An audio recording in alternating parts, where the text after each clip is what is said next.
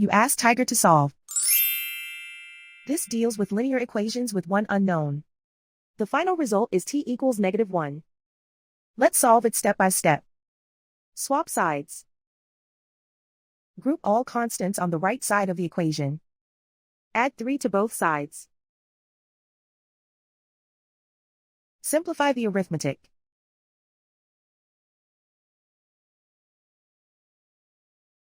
Isolate the t.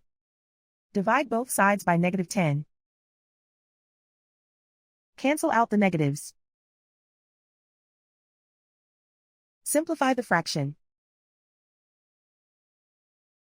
Move the negative sign from the denominator to the numerator. Simplify the fraction.